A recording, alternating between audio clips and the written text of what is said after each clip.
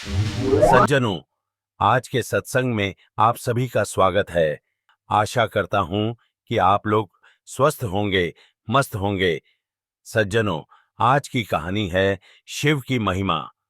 तो चलिए कहानी शुरू करते हैं। शिव यानी महाकाल, भोलेनाथ, शंभु, नीलकंठ और न जाने ऐसे कितने नामों से पुकारे जाने वाले शिव की महिमा के बहुत से किस्से धार्मिक किताबों में मिलते हैं। शिव आदि हैं और अंत भीड़ अर्थात शिव सृष्टि के कण कण में विद्यमान है।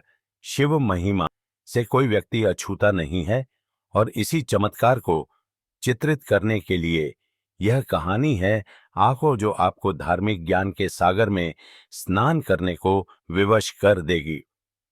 एक शहर था जहां बहुत बड़ा मंदिर था। मंदिर में भक्तों का तांता हमेशा लगा रहता था। मंदिर के आने जाने वाले रास्ते में धार्मिक सामग्री बिक्री हेतु छोटी छोटी दुकानें लगी हुई थीं और उन्हीं दुकानों में एक दुकान ओंकार की थी। वह शिव का अटूट भक्त था।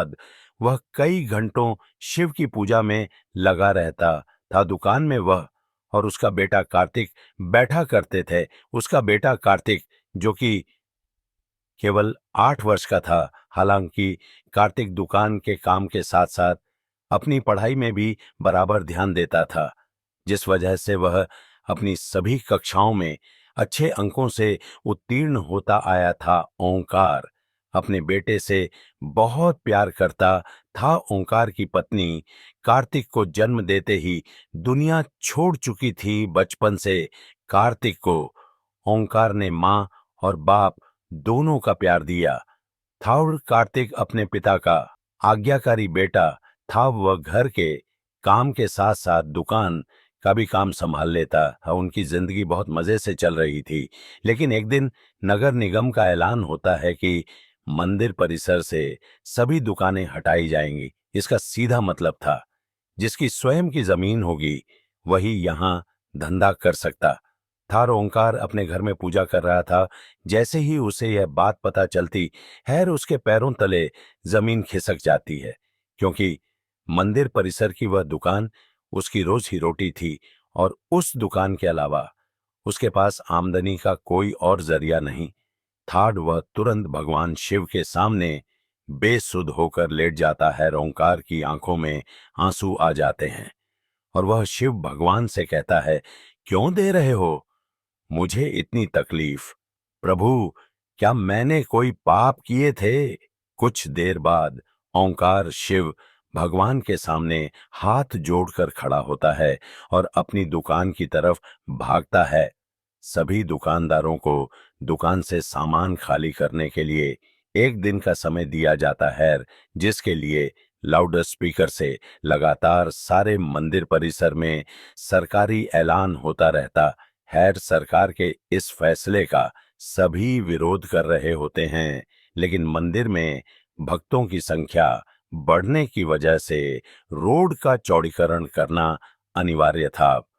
हालांकि प्रशासन ने मंदिर से थोड़ा दूर एक सरकारी जमीन में दुकानें बनाने की इजाजत दे दी थी, लेकिन उन जमीनों को लीज पर दिया जाना था और लीज की रकम लगभग जमीन की कीमत के बराबर ही पहुंच रही थी, जो कि ओंकार की पहुंच से बाहर थी। ओंकार दुकान के अलावा कुछ और काम नहीं कर सकता था, इसलिए वह लीज पर जमीन लेने के लिए आवेदन भर देता है और 2 ही दिनों के अंदर उसे 35% राशि जमा करवाने का नोटिस मिलता है।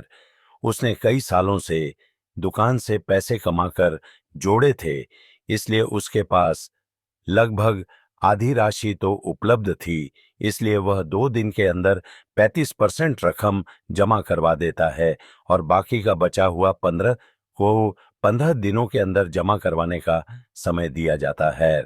ओंकार अपने बेटे से कहता है कि बेटा, हमें ये जमीन कुछ भी करके लेना होगा और मेरे पास आधे ही पैसे हो पा रहे हैं। बाकी पैसों के लिए हम बैंक से लोन ले लेते हैं। कार्तिक उम्र में छोटा जरूर था, लेकिन वह बहुत समझदार था। वह अपने पिता की बात से सहमत हो जाता है। ओंकार अपने बेटे को लेकर बैंक पहुंच जाता है और प्रबंधक के पास जाकर लोन के लिए आवेदन देता है। बैंक प्रबंधक उससे कहते हैं कि हम आपको बैंक लोन तभी दे सकते हैं जब कोई ऐसा व्यक्ति आपकी गारंटी दे जिसका खाता हमारे बैंक में हो। ओंकार इस बैंक से संबंधित किसी व्यक्ति को नहीं जानता था। वह यहाँ पहली बार आया था। ओंकार हताश हो जाता है और वह बैंक के बाहर सर में हाथ रखकर बैठ जाता है। तभी उसके पास एक व्यक्ति तिलक लगाए पहुंचता है। वह कार्तिक को एक चॉकलेट देता है और ओंकार से पूछता है, क्या बात है, आप परेशान लग रहे हैं। ओंकार अपनी समस्या उसके सामने रख देता है। तभी वह व्यक्ति कहता है, बस इतनी सी बात है, चलिए मैं आपकी गारंटी देता हूं, मेरा भी खाता इसी बैंक में है। यह बात सुनते ही ओंकार के चेहरे में चमक आ जाती है। वह जल्दी से अपने कागज लेकर बैंक के अंदर दोबारा चल देता है। ओंकार अंदर पहुंचकर बैंक प्रबंधक के सामने गारंटी के तौर पर इसी व्यक्ति को प्रस्तुत कर देता है और सारी प्रक्रिया होते ही ओंकार को बैंक से लोन मिल जाता है। लोन मिलते ही वह भोले बाबा को प्रणाम करता है और जमीन का पंजीकरण करवाने के लिए राशि नगर निगम में जमा कराने पहुंच जाता है। राशि जमा होते ही ओंकार को जमीन दे दी जाती है। 2 दिनों के अंदर ओंकार लकड़ी की दुकान बनवा लेता है। ओंकार दुकान के अंदर सबसे पहले शिव की मूर्ति स्थापित करता है और इसके बाद अपने धंधे की शुरुआत कर देता है। उसे लोन चुकाने का टेंशन खाए जा रहा था। ओंकार की दुकान सबसे आखिरी में थी, इसलिए उसकी दुकान में कम ग्राहक पहुंचा करते थे।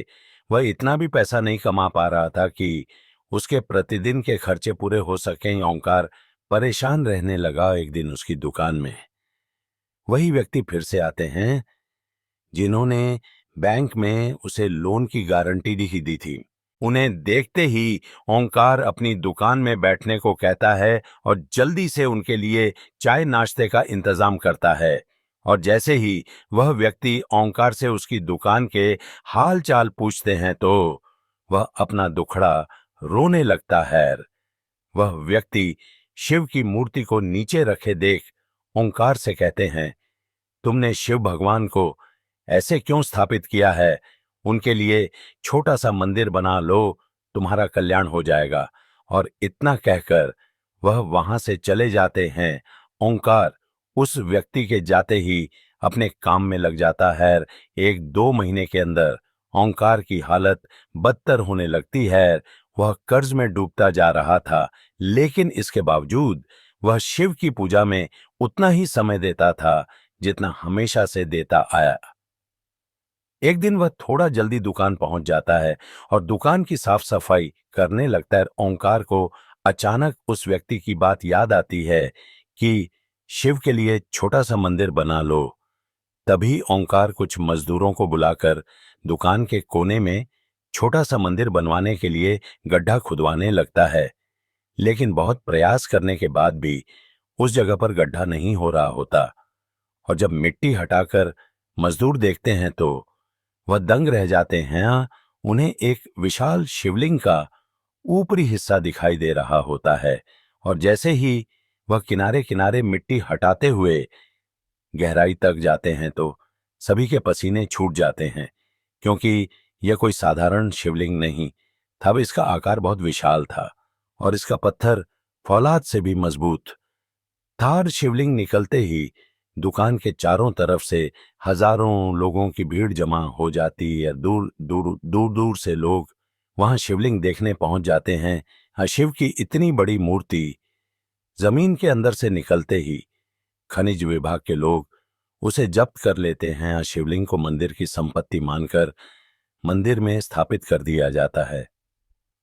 लेकिन मूर्ति निकलने की वजह से ओंकार की दुकान की कीमत आसमान छूने लगती है। सभी ग्राहक उसी दुकान से सामान लेने के लिए लाइन लगाने लगते हैं। दरअसल लोग उस जमीन को शिव जन्मभूमि का अंश समझने लगे थे। शिव महिमा ने ओंकार का जीवन बदल दिया था। और इसी के साथ यह कहानी समाप्त हो जाती है।